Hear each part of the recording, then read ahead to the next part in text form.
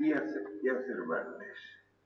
La figura, esta vez no voy a hablar más que de Cervantes, porque es de tal magnitud esta figura que no hace falta recurrir a esa imagen que empleo a veces de 3, 4 nombres que forman lo que llamo una constelación. En definitiva, Cervantes se basta a sí mismo porque en definitiva ha sido algo central, absolutamente central en la realidad española. Hace mucho tiempo, hace todo el tiempo imaginable que yo leo a Cervantes. Empecé a leerlo, lo cual podía ser un error. Ustedes saben que es bastante frecuente que se empiece a leer el Quijote casi en la niñez, lo cual es un error. El Quijote es un libro poco leído. La culpa de ello la tiene la costumbre de que los chicos muy jóvenes, casi niños, empiecen a leerlo. Primero, en general no lo entienden. En segundo lugar, les aburre bastante. Pero en tercer lugar, y esto es lo más grave, lo dan por leído.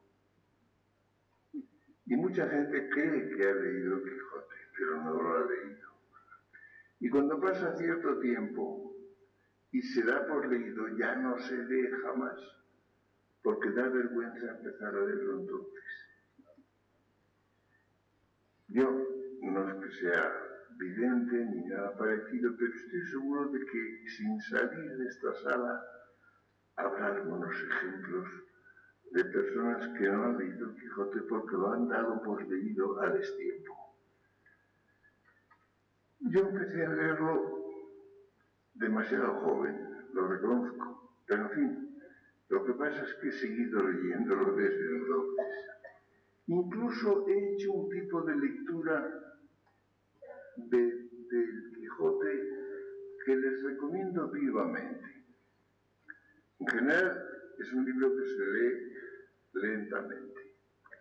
Es un libro antiguo, es un libro ilustre, famoso.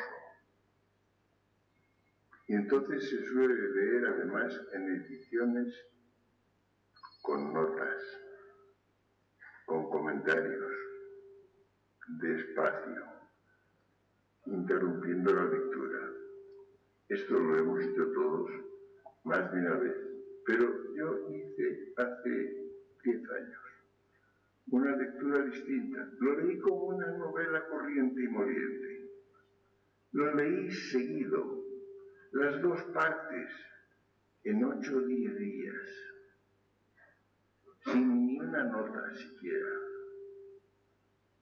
a la velocidad que se suelen leer las novelas. Y fue una lectura espléndida, fue una lectura enriquecedora, en la cual lo vi como lo que realmente es el Quijote, que es una novela. Hay una historia que se cuenta mucho de que el rey Felipe III estaba junto a una ventana del Alcázar y veía a un estudiante que estaba riéndose desaforadamente. No sabía lo que era y dijo: ese muchacho o está loco o está leyendo el Quijote. Porque el Quijote era leído como un libro muy divertido. Después, evidentemente, se ha pasado a leer como un libro complejo, un libro lleno de profundidad, lo cual es cierto, pero es además una novela y un libro muy divertido. Y si no se conserva ese elemento, si no se lo ve así, la lectura del Quijote es deficiente. Pero hay quien diga además que la lectura del Quijote es deficiente en otro sentido, que es que no es lo único de Cervantes. La obra de Cervantes es extraordinariamente mayor que el Quijote y es sumamente importante. El Quijote es, por supuesto, el libro capital, el libro del cual depende la significación de Cervantes como tal, de su obra entera, pero no se puede dar por leído el resto. Es fundamental leer, si no todo Quijote, todo Cervantes, por lo menos la mayor parte de su obra, con lo cual se puede asegurar una inmensa cantidad de placer y no solamente esto, sino una visión muy rica del Quijote incluso y de algo todavía más importante de España. Cervantes naturalmente era español, por supuesto. Más aún, no podía ser más que español. Si ustedes imaginan un Cervantes italiano, francés, alemán, inglés, es incomprensible. Cervantes era total y absolutamente español y no podía ser otra cosa. Pero hay que añadir algo importante, que es que Cervantes pudo no existir. Esta es la cuestión. Cervantes pudo no nacer, o pudo morir pronto, o pudo no seguir su carrera de escritor. Estuvo muy cerca de no hacerlo. Él tuvo dos vocaciones distintas, una de soldado, otra de escritor. Es evidente que gracias a que fue escritor, que fue el enorme escritor que fue, conservamos toda esa dimensión de su vida. Pero en ella va también la dimensión de soldado, que es absolutamente importante y capital. Hay una obra, un capítulo, dos capítulos, del Quijote, el discurso de las armas y las letras, del cual se ha hecho poco caso. Parece que es una pieza retórica, de excelente retórica, muy bien escrita, pero parece como una especie de ejercicio literario convencional. Incluso una persona tan admirada por mí y tan penetrante como don Miguel de Unamuno, en su libro Vida de Don Quijote y Sancho, tan interesante. Por cierto, aprovecho la ocasión para recomendarles que no lean el prólogo, o que lo lean después de leer el libro, porque el prólogo, el sepulcro de Don Quijote se titula, es una malaventura. Unamuno escribió este libro y lo publicó sin el prólogo. En una segunda edición añadió el ensayo El sepulcro de Don Quijote y lo puso como prólogo. Pero el espíritu con que está escrito es bien distinto del libro. Los lectores habituales de este libro leen primero el prólogo y el prólogo desvirtúa la lectura, les da una tonalidad, una actitud ante el libro cervantino que no es fiel al contenido real del libro. Por eso yo les pido que no lo lean o lo lean después de leer el libro. Entonces ya no hace daño, no importa. Pues bien, don Miguel de Unamuno, al comentar el discurso de las armas y las letras, dice que esto que es un discurso que no pronunció ante los cabreros y por tanto no voy a hablar de ello. En el libro que escribí hace 10 años, Cervantes, clave española, recuerdo esto y digo que como a mí no me interesan solamente los cabreros, voy a hablar del prólogo.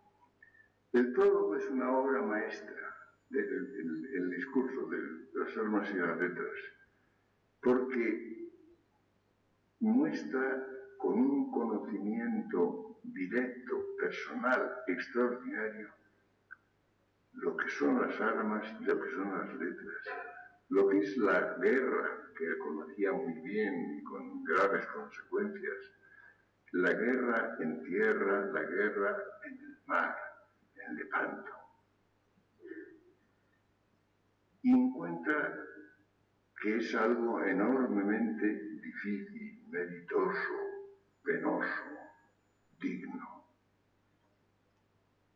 porque lo conocía admirablemente bien, y es su propia experiencia, es su propia carne herida, su propio estar en las aguas de Lepanto, lo que es la vida de campamento, las noches frías, el temor, el peligro.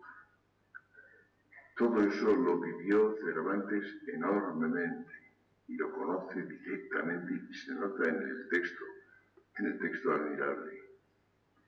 Pero hay algo más interesante todavía, que es que la tesis de Cervantes es que las armas, el ejercicio de las armas, el ejército, es para la paz, es la garantía de la paz, que las armas no son para matar, no son para herir, son para asegurar la paz y la libertad. Es decir, que ese discurso de elogio de las armas es algo verdaderamente pacifista, más aún pacífico. Yo les ruego a ustedes, si tienen un rato libre, si no recuerdan bien el discurso de las armas y las letras, que lo lean o lo relean ahora. Verán qué revelación, qué descubrimiento. Les decía a ustedes que era Cervantes un español y que no podía ser más que español. Esto es capital. ¿Español de cuándo? Español, ustedes saben que nació el año 1547, el año de Nürnberg, por cierto, el año en que el emperador Carlos V triunfó en Nürnberg y lo conservó en lienzo tiziano.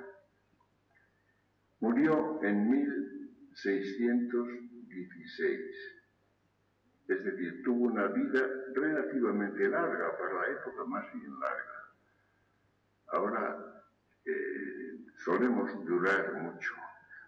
En aquella época se duraba en general menos.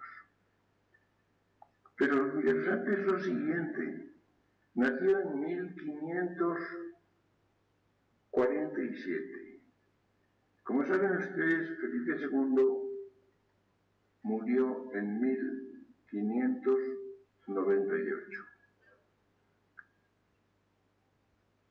Cervantes vivió, por tanto, la mayor parte de su vida en el siglo XVI, en el reinado de Felipe II. Pero no escribió casi nada entonces.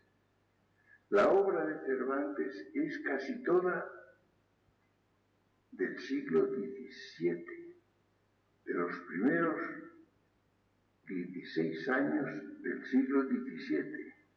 Es decir, fue un hombre del siglo XVI, un hombre del reinado de Felipe II y un escritor casi enteramente del siglo XVII, de Felipe III. Lo cual lo sitúa un poco tardíamente dentro de su vida efectiva. Como escritor, pertenece en definitiva al siglo XVII. Pero quiero anticipar desde ahora que no tiene nada que ver con la idea de la decadencia española. Primero, porque la decadencia española fue mucho menos de lo que se supone y mucho más tardía. la decadencia española, en la medida en que la hubo, que no es mucho, que no es tanto, empezó mucho después de la muerte de Cervantes. Por tanto, es algo ajeno a Cervantes. En Cervantes no hay decadencia, ni tiene conciencia de decadencia. Tiene preocupaciones, tiene algunas zozobras, tiene, diríamos,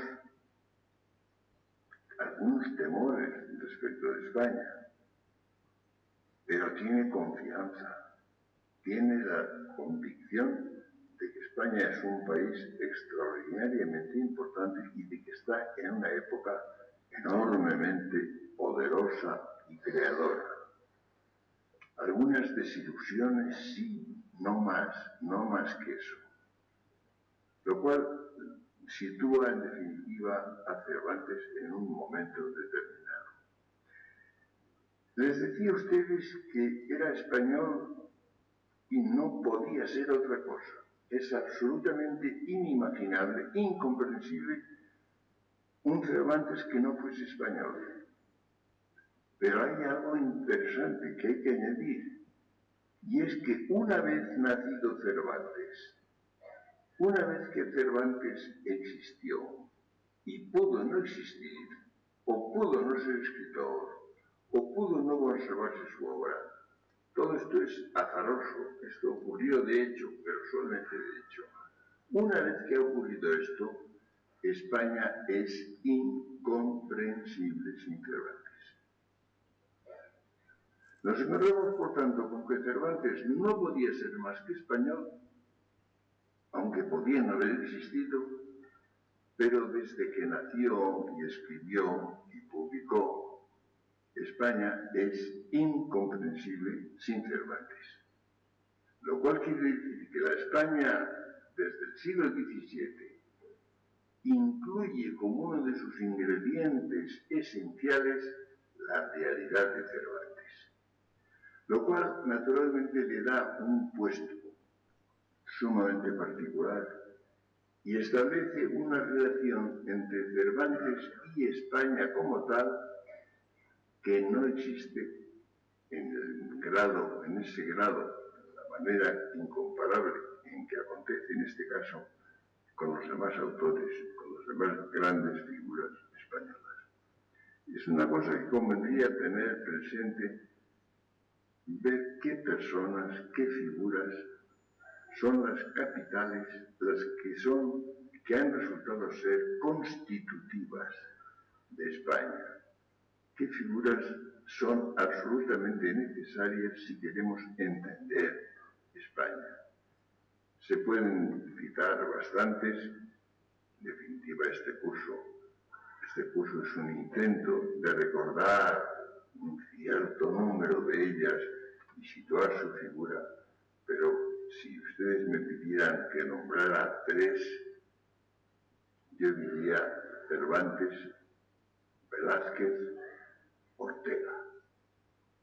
Creo que son tres figuras diferentes, en épocas distintas, en actividades y significación muy diferentes, pero que coinciden justamente en que ninguno de ellos hubiera podido ser otra cosa que español y que sin ellos España no es comprensible.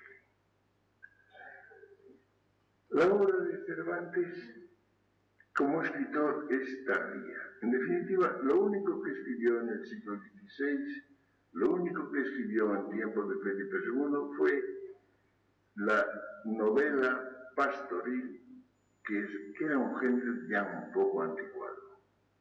Todo lo demás, obra, el teatro es enormemente interesante y se lo recomiendo vivamente si no lo han leído.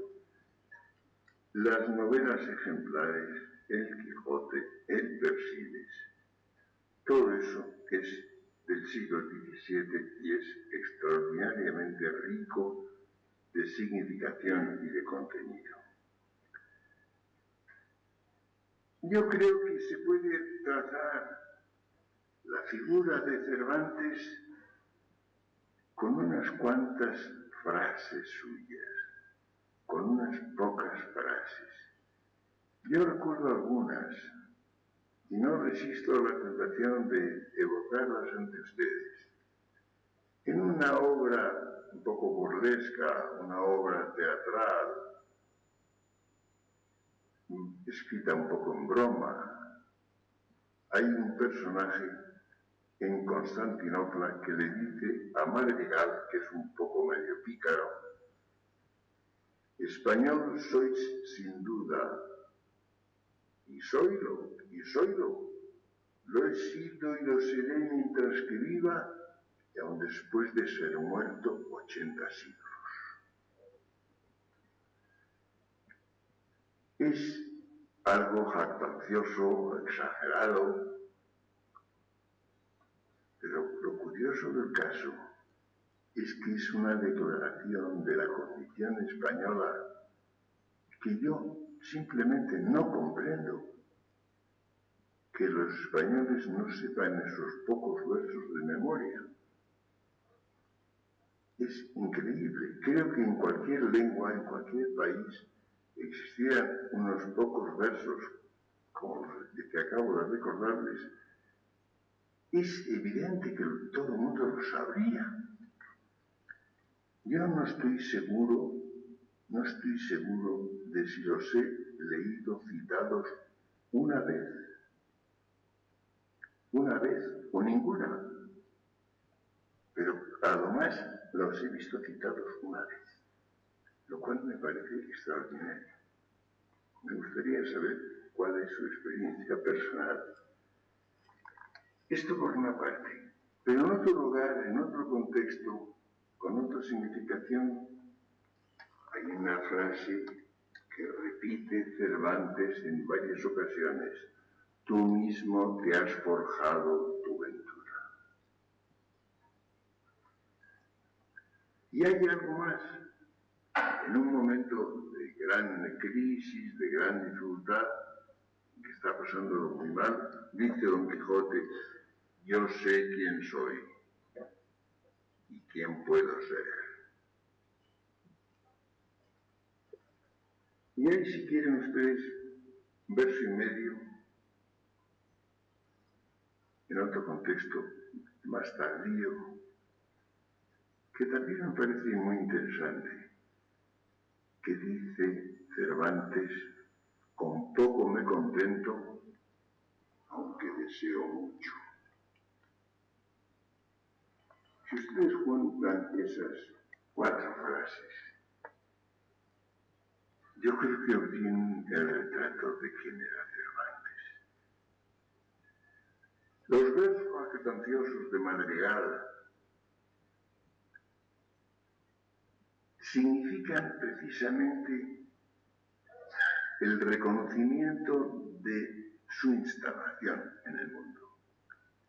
Lo que podríamos llamar, con una palabra que emplea alguna vez Cervantes, españolía.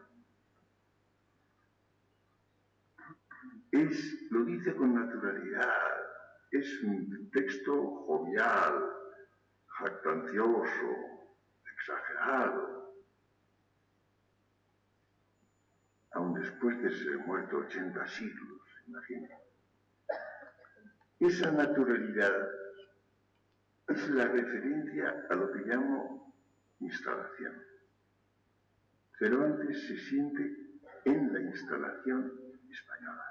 Está instalado en lo español, en esa manera de ser que es español. Lo cual está a 100 leguas de todo nacionalismo. Cervantes no era nacionalista, claro que no. Por fortuna, apenas había nacionalismo entonces. Había poco, entre otras razones, porque las naciones eran relativamente jóvenes. La primera fue España y funciona como nación en los últimos años del siglo XV. Pero además, Cervantes no era excluyente, no era exclusivista, al contrario.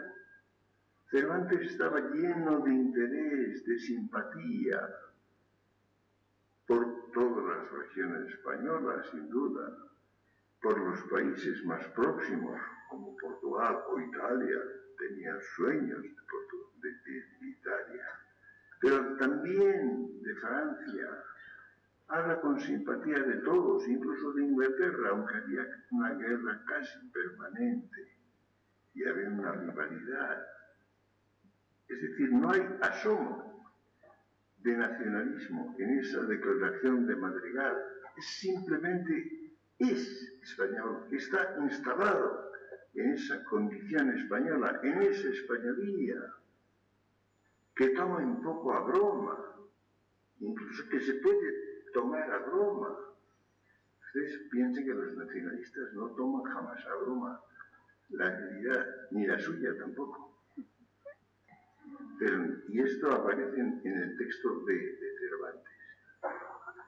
Esto sería la condición misma en la cual está Cervantes, español, y él incluiría en su como una nota esencial el cristianismo. Es cristiano. Dirán ustedes, ¿y esto es una particular devoción? No, tampoco. Ustedes piensen que España es un país cristiano como eran los demás de Europa. En esta época eran cristianos todos los países europeos.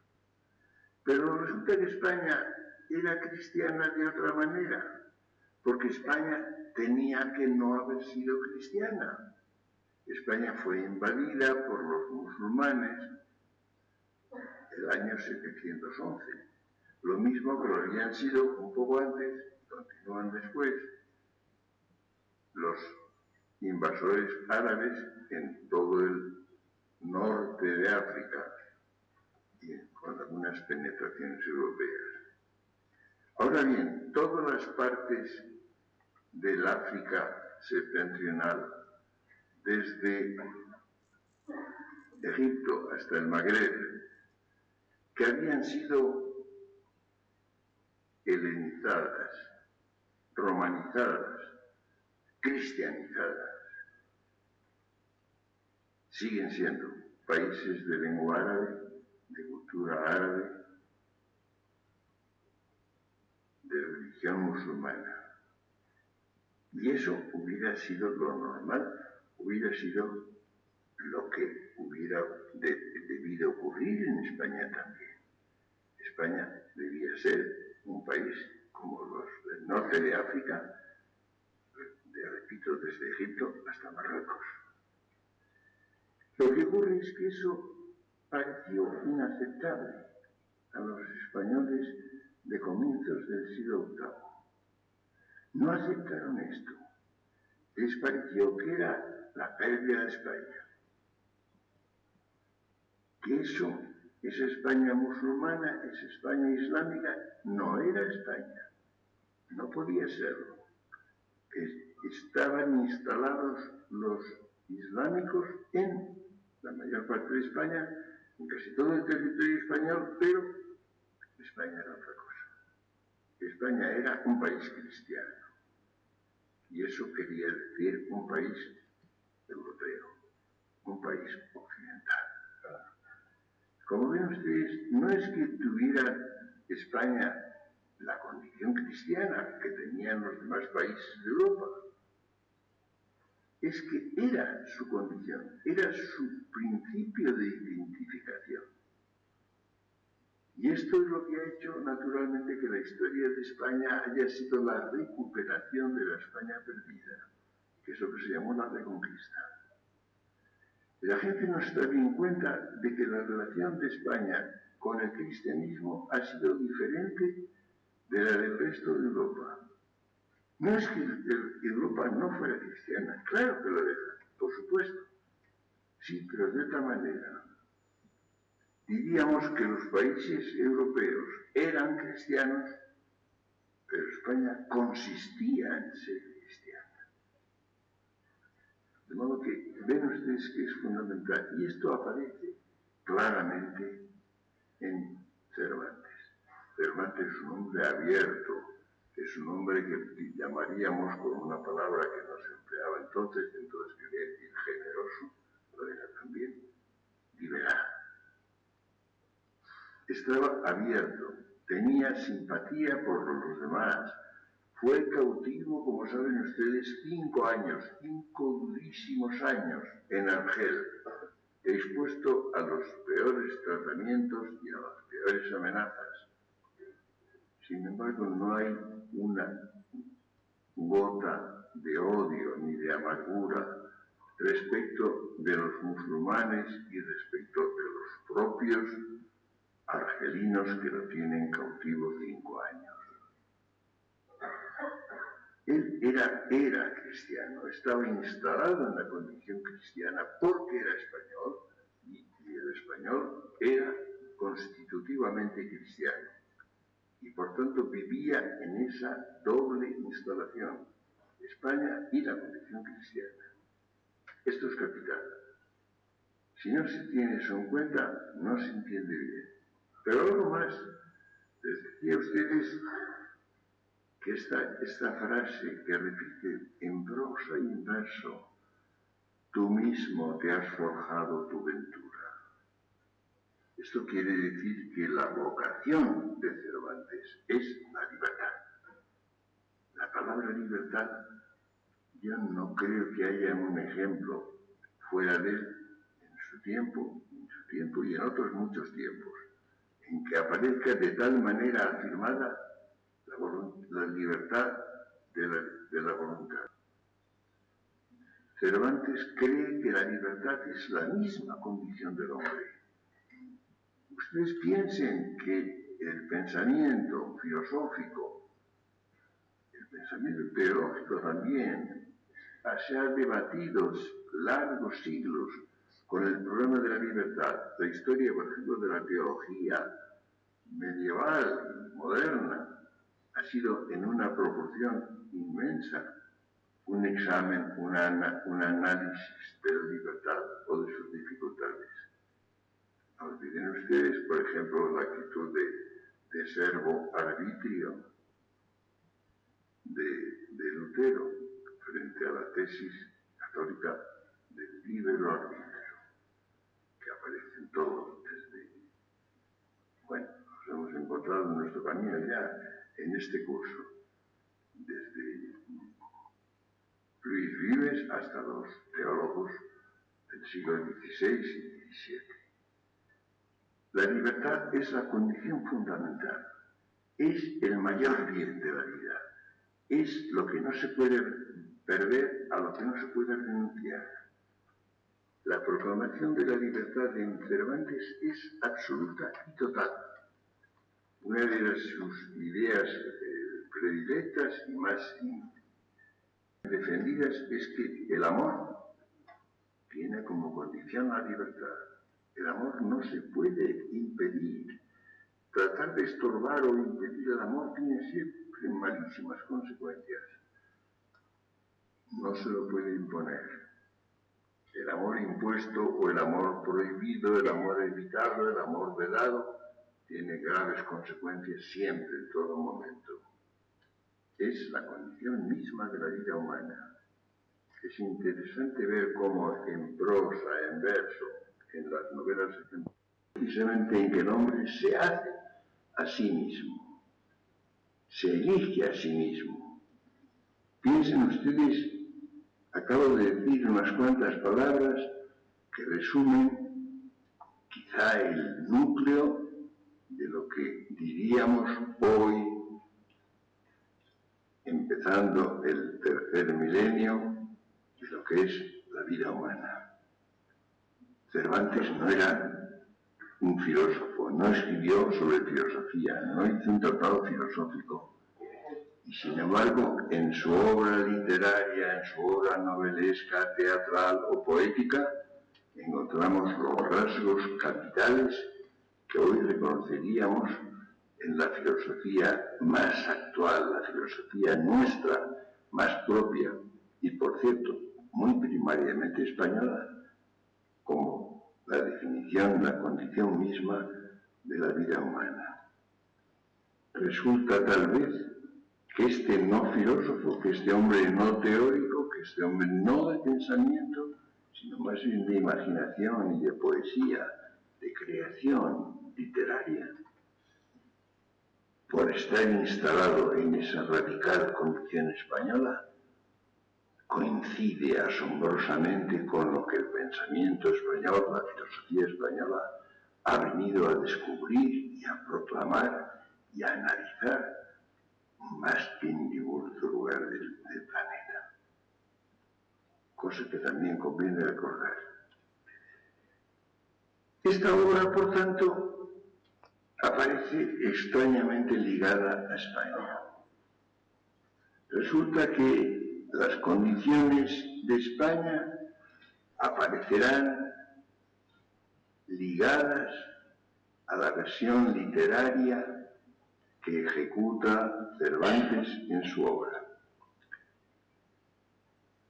Leer a Cervantes es posible precisamente, es posible hacerlo eficazmente cuando se está instalado también en la condición española, cuando se vive en España, cuando se posee lo que es vivir en España. Y eso va a tener una serie de caracteres extraordinarios. Uno de ellos es el siguiente. Cervantes crea una figura asombrosa, Don Quijote de la Mancha, que es un hidalgo manchego de recursos muy modestos, un poco elemental, que vive con una sobrina y tiene un criado que sirve a su casa de mozo de campo y plaza, que tiene algunos amigos y que se dedica a leer libros, es decir, se dedica a la imaginación, tiene una realidad imaginaria. Y estos libros que lee de claro en claro y de turbio en turbio, le secan el cerebro de manera que vino a perder el juicio. Está loco. Está loco y empieza a hacer locuras. Pero conviene precisar qué quiere decir que es loco. ¿Qué es la locura de Don Quijote? Don Quijote está casi siempre en un perfecto equilibrio. Dice cosas enormemente razonables, cosas sensatas. Les acabo de referir el contenido del discurso de las almas y las letras, que es un modelo de cordura, de realismo, de conocimiento de aquello de que habla, ser escritor o ser soldado. Es algo extraordinariamente fiel. Pero, decimos, está loco, cree que es caballero andante, tiene las viejas armas, las saca, las limpia, las va a usar, quiere ir en busca de aventuras, quiere naturalmente imponer la verdad y la bondad, defender a los oprimidos, asegurar que los que están oprimidos y no libres lleguen a la libertad. Esto lo hace hasta el exceso, hasta el extremo. Piensen ustedes, por ejemplo, cómo liberta a los galeotes, cómo le exige a los que creen que llevan prisionera a una dama que la entreguen, que la dejen en libertad. Es decir, lleva al extremo la pasión por la libertad, el afán de la libertad. Pero hace más cosas. Hay unas rameras que están en una venta, pero las interpreta como damas de un castillo. Acomete a unos molinos de viento pensando que son gigantes. Alancea a unas ovejas que ni siquiera tienen fiebre aftosa, porque cree que son combatientes, que son soldados enemigos. acuchilla el retablo de Maese Pedro y lo destruye. Se dice que es que no tiene sentido de la realidad. Es más bien lo contrario. De lo que no tiene sentido es de la irrealidad. Él toma como real lo que ve, lo que encuentra, lo que interpreta, lo que las cosas aparentan ser. No toma lo irreal como real, como irreal, lo cree que es real y por eso se comporta con ello. Así le va. Ustedes recuerdan que su primera salida al campo de Montiel acaba desastrosamente, lo apalean, vuelve a su casa maltrecho, hasta que, siguiendo los consejos del ventero, que era hombre más cauto, vuelve a salir con dineros, camisas y un escudero, Sancho Panza. La creación del personaje Sancho Panza es algo absolutamente esencial. Y es también español. Es algo que tiene que ver con la instalación española. Ustedes saben que es un hombre rudo, poco culto, que no sabe casi nada, que lo acompaña en parte por interés y en parte por una cierta fascinación por él. Le promete, bueno, una soldada y le promete asociarlo a sus conquistas. Porque Don Quijote va a tener conquistas, va a conquistar un reino o una ínsula, de la cual va a hacer gobernador a Sancho. Es decir, hay un interés, pero un interés irreal también.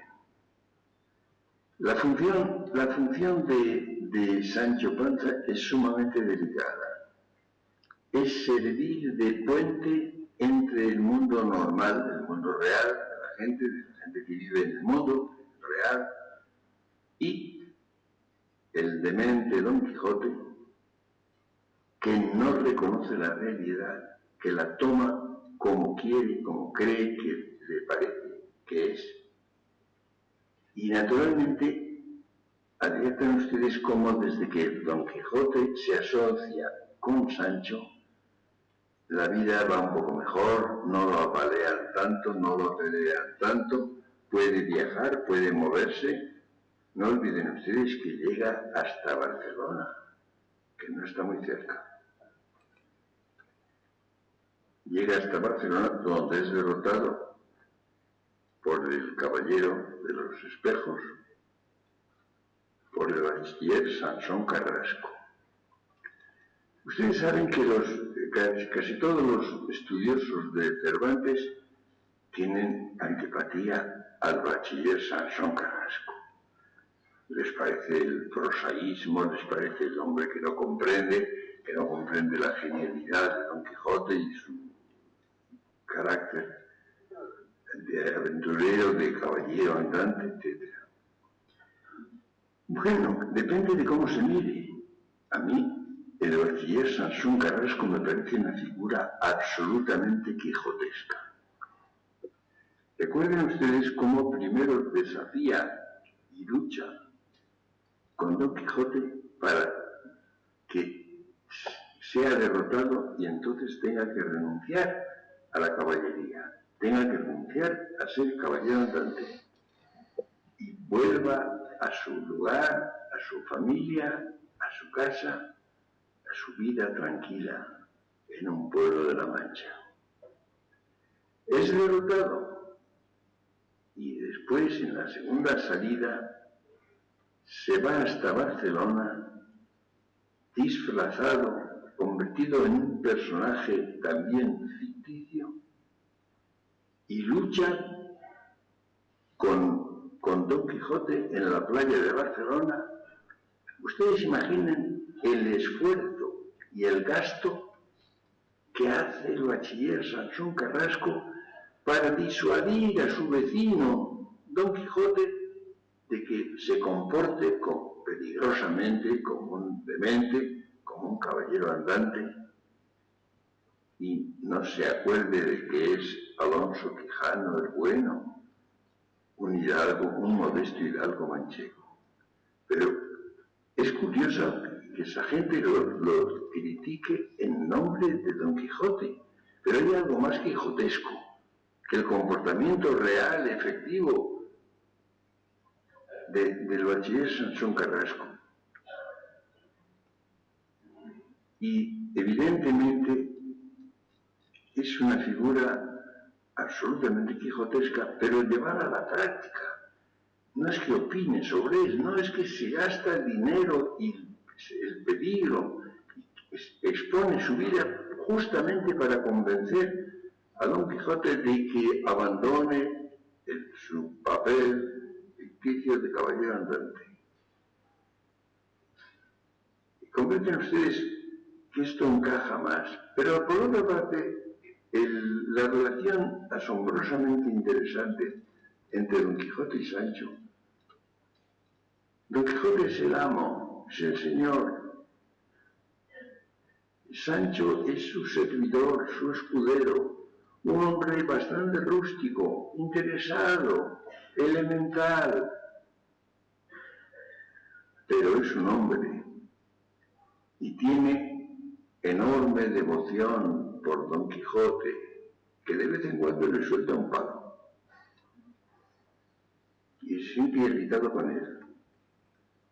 Y esto explica una cosa, y es que la relación de Don Quijote y Sancho es una relación de amistad. Amistad desigual. La amistad suele ser entre iguales o con poca distancia.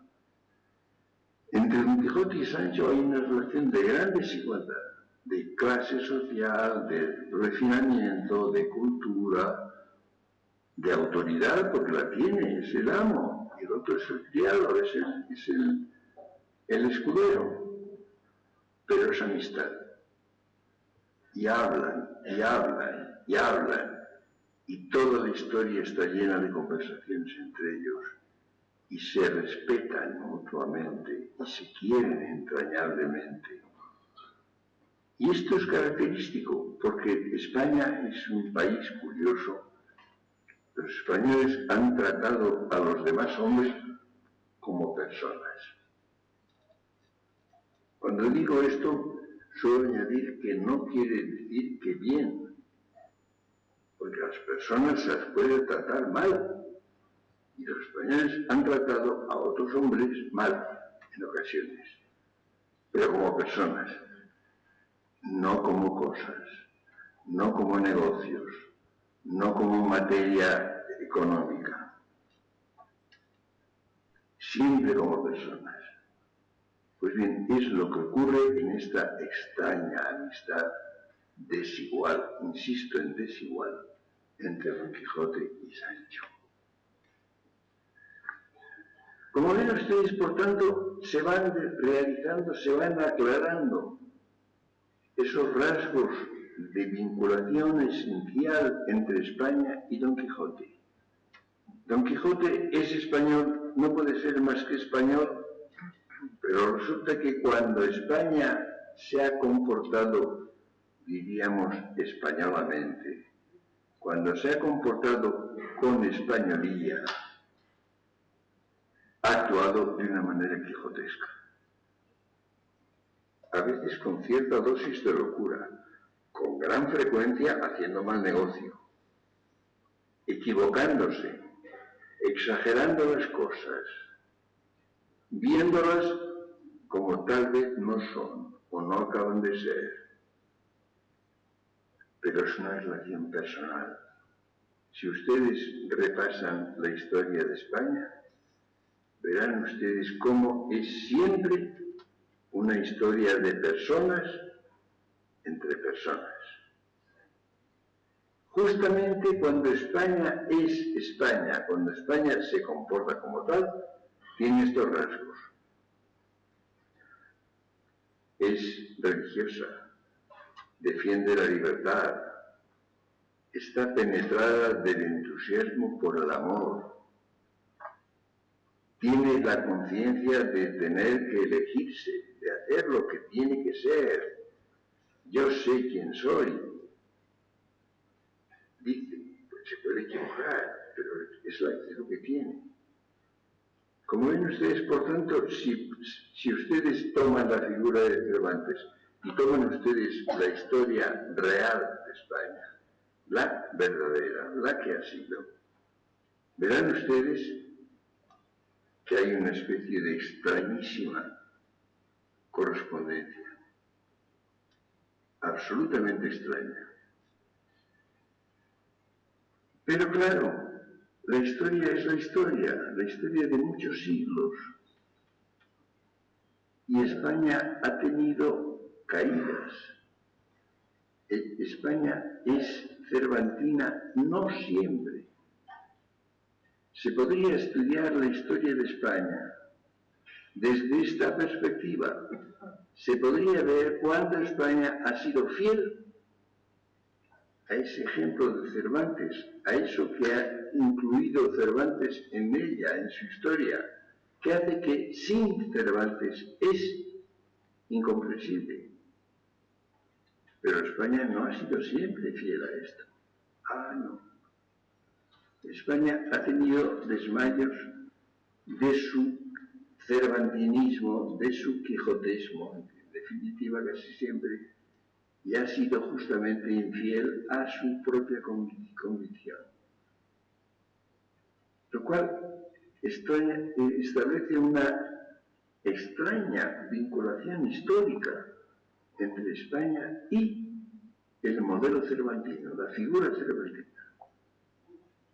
Yo escribí hace muchos años, yo casi todo lo he hecho hace muchos años, un ensayo titulado El español Cervantes y la España cervantina.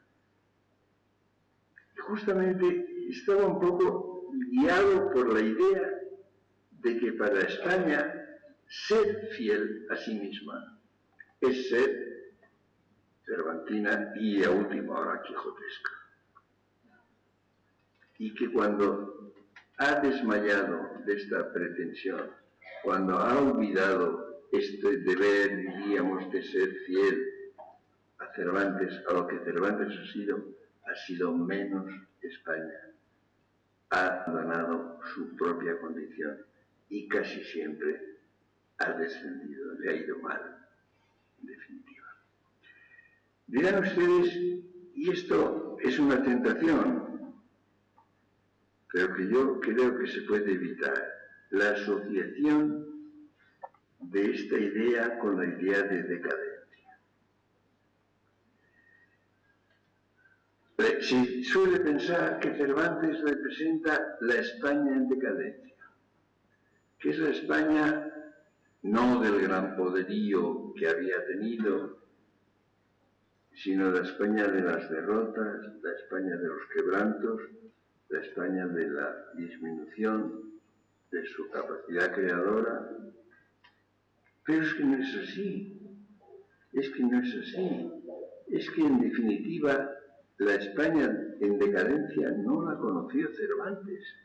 Cervantes murió en 1616, cuando no se había producido la decadencia ni poco ni mucho.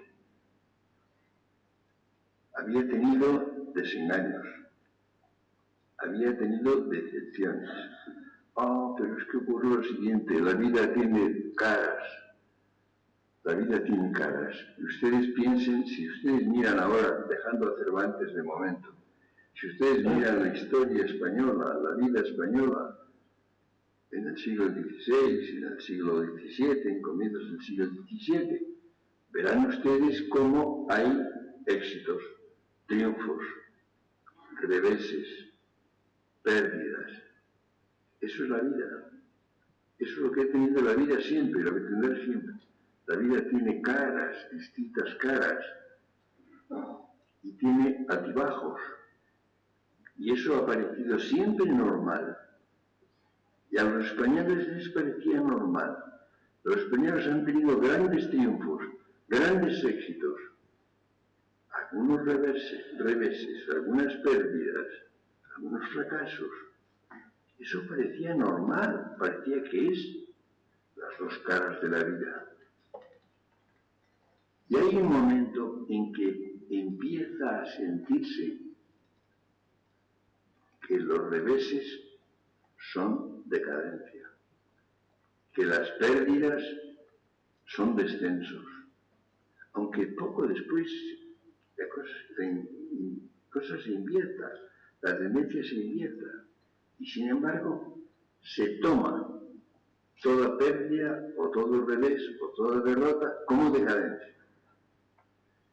Piensen ustedes, yo encontré un texto muy interesante que cité en España Inteligible, un texto de Francis Bacon.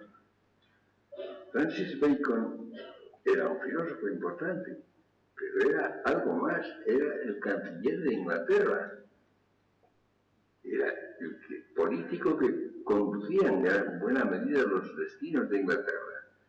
Y en un texto largo, extenso, documentado, que parece que no conoce nadie, casi nadie, le pide al príncipe de Gales, que al año siguiente fue rey, le pide que le haga la guerra a España, porque España, dice, puede destruir a Inglaterra y puede destruir la religión anglicana. Y esto lo dice el año 1625. Nadie lo pensaba eso. En Inglaterra muy poca, en España creo que nadie. Pero resulta que al año siguiente, el 24, el 25, es rey. El príncipe de Gales es rey. Y le hace caso a Francis Bacon y envía una escuadra de 90 navíos contra Cádiz. Una escuadra que, por cierto, fue derrotada. Con lo cual parece que no estaba descaminado Bacon. Y ya toda la historia posterior se explica justamente a la luz de esto. Pues un año en que se conquista Breda, en que don Fadrique de Toledo reconquista São Paulo, que había sido conquistado por los holandeses en el Brasil, etcétera, etcétera. Es decir, no había decadencia, ni la hubo en mucho tiempo, y la hubo muy parcialmente. Había habido éxitos, triunfos, reveses, y yo creo que la idea de decadencia que fue muy anterior y mucho más amplia que la decadencia, quizás que lo vio mejor en una época anterior a nosotros, lo fue Azorín, en su discurso de ingreso en la Academia Española, Una hora de España, que es un pequeño libro muy interesante.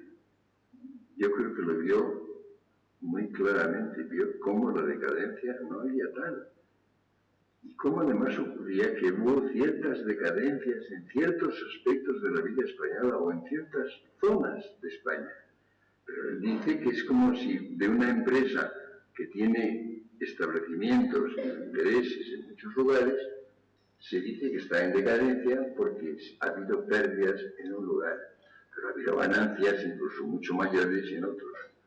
Es decir, la época en la cual se supone o se dice que había una cierta decadencia en España, resulta que es la época en que se está construyendo la América hispánica. Esa comunidad creada desde el descubrimiento y que ha sido algo, eso que llamamos ahora el mundo hispánico, que en los años en que hay ciertos retrocesos, ciertas pérdidas, ciertos aspectos inferiores en la España europea, en la península ibérica o en las islas, resulta que hay un florecimiento increíble de la América hispánica, de las Españas. Dice Azorín con toda razón, el año 1924 puede llamarse esto decadencia. El problema está en otra cosa. Hay un cierto momento en que los españoles empiezan a no estar seguros de que lo que han hecho y están haciendo valga la pena. Esta es la cuestión.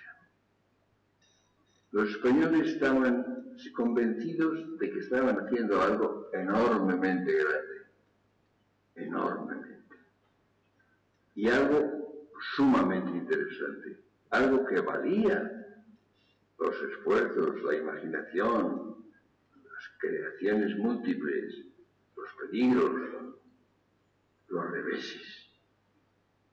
Nunca sienten impresión de decadencia.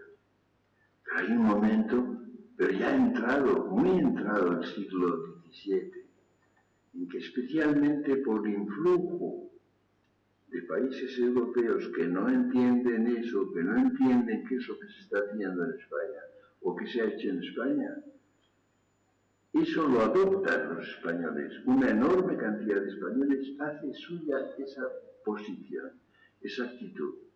Y entonces comparten la duda acerca de que valga la pena lo que están haciendo, lo que han hecho. Hay un texto que es particularmente interesante. Yo le debo conocerlo al gran historiador inglés John Eliot, que publicó 2 volúmenes que tengo en mi casa y que he leído con mucho interés, de cartas y documentos del conde duque de Olivares. Algo tiene que ver con esto donde estamos. Por cierto, piensen ustedes, yo lo pienso todos los miércoles, que este edificio en que estamos es un cuartel de la época de la decadencia española. Es un cuartel de fines del siglo XVII, de la época característica y famosa por su decadencia.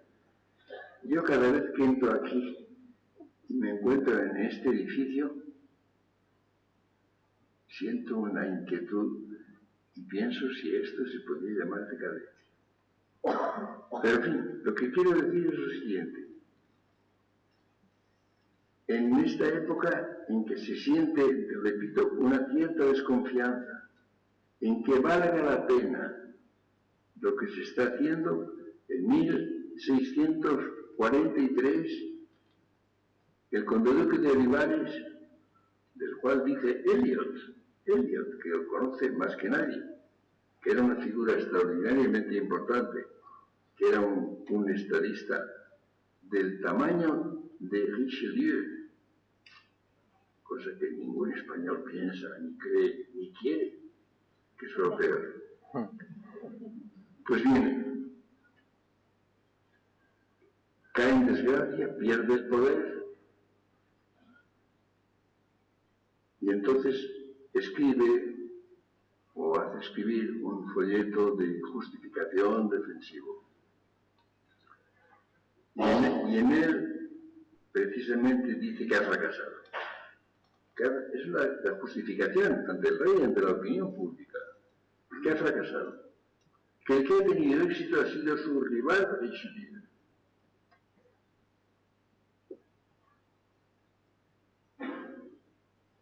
Que es el que ha tenido éxitos, el que ha conseguido sus fines, no él.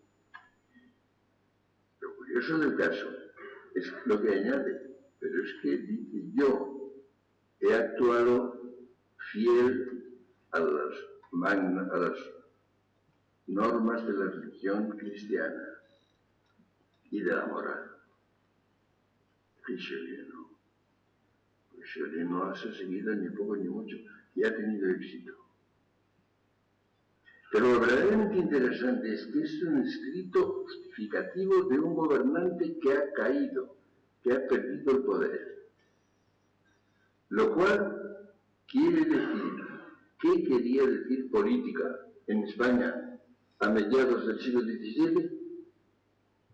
El que sacaba a reducir este interesantísimo texto, lo ha publicado y me ha permitido leerlo, es Eliot. Pero Eliot no dice esto, no parece verlo. A mí lo que me parece interesante es que ilumina lo que quería decir la palabra política en España a mediados del siglo XVII. Pues bien, díganme ustedes si esto no es quijotesco, si esto no es propiamente, rigurosamente cervantino. Por consiguiente, no podemos entender a Cervantes más que como un español representativo, inventor, creador de una realidad exagerada, tal vez no enteramente cuerda, pero que tiene un carácter profundamente personal, que está hecha desde el punto de vista de la libertad. Y no olvidemos del amor. El amor es constitutivo de toda la obra de Cervantes, de toda la obra, en todos los géneros.